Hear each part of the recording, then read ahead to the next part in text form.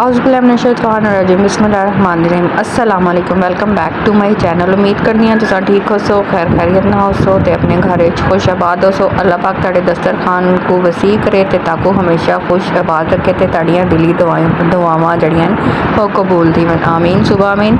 ते अज की साडी रेसिपी बहुत ही मज़ेदार ते बहुत ही टेस्टी जी हाँ। अज असां तुहाडे किते घेरना ऐसे चिकन शनवारी टमाटरी कढ़ाई जड़ी बनाना बहुत ही ईजी है ते जल्दी बनने वाली ये रेसिपी है। बहुत ही मज़ेदार ते बहुत ही टेस्टी रेसिपी है ते इंशाल्लाह ताकू उम्मीद है कि ज़रूर पसंद आसी ते पसंद भी आसी ते तुसा इको जे वाले बने सो ते तुसा इहो जी कढ़ाई को कढ़ाई कहना भूल सो ते अपनी कढ़ाई को स्टार्ट करन किते असा सब तो पहले घिन किदे एक पैन ते पैन असा साड़ी घिंसू अदरक ते लहसुन को कुट के इको अच्छे तरीके नाल ज़रा इंदी स्मैल को ख़त्म कर घिंसू। ठीक है, अदरक लहसुन असा सट के इंदी स्मैल को अच्छे तरीके नाल असा ख़त्म कर घिंसू ते वसल इंदे कहना वेसन वसल असा इंदे कहना सटेसू ते इंदे ज़्यादा वेसन टमाटर ते थोड़ा सारा दही ही असा इंदे सटेसू ते जे वाले आलमोस्ट साढ़े इन्ना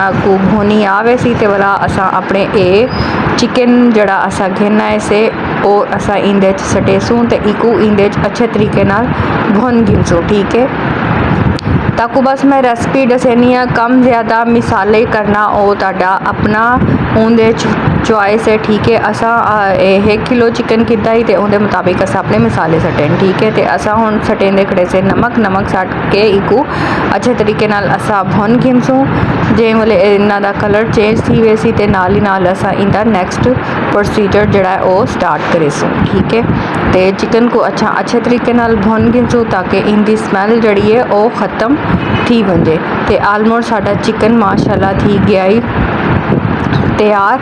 ये देखो ते इको हुण असा साइड उत्ते ज़रा वो बाहरों कट घिंसू।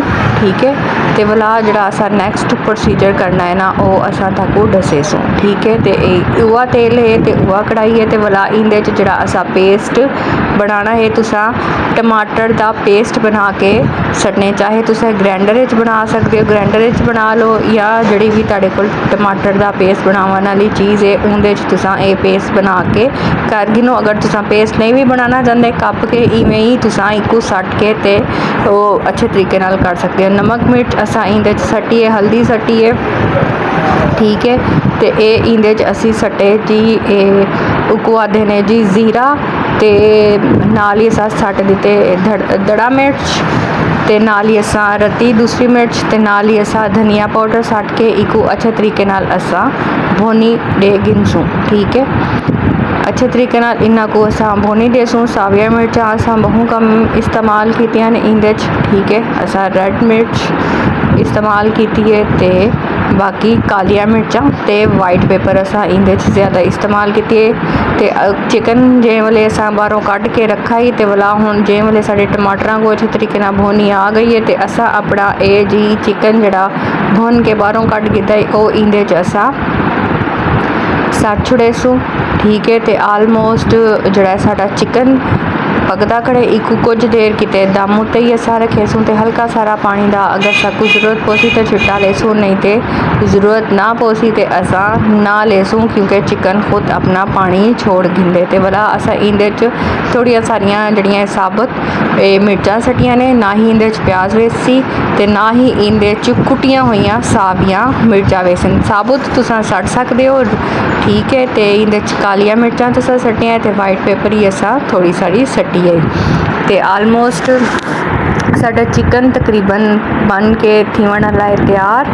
ते जे वाले अच्छे तरीके नाल ए भुनी साडे गोश्त को आवे सी कढ़ाई को ते वाला इंदे थोड़ा सारा असा इतना ज़्यादा नहीं तकरीबन हाफ कप के करीब असा इंदे सट गिदे जी दही दे नाल ताकि इंदी ग्रेवी अच्छी बने ते मज़ेदार बने ते इंशाल्लाह ए तुसा बने सो ते खासो तुहाडे घर वाले ज़रूर इको पसंद करे सन ते तमाम कढ़ाइयाँ जड़ियां तुसा बाज़ारों खावन वेंदे हो तुसा भुल वेसो अपने घर बनाओ साफ सुथरा बनाओ ते मज़े दे नाल खाओ ते वाला असा इंदे अदरक दी गार्निश करेसूँ ते तुसा इंदे धनिया ऊपर ही सटने ठीक है। साढ़े कोल शायद धनिया अवेलेबल ना ही तो असा इंदे उत्ते धनिया कै नहीं सट्टा। ठीक है, साविया मिर्चां ते अदरक ते सावे धनी दी तुसी ज़रूर गार्निश करनी है। ते नाल तुसा बनावने जी पुदीने आला रायता दही आला ते नाल तुसा गर्मा गर्म रोटी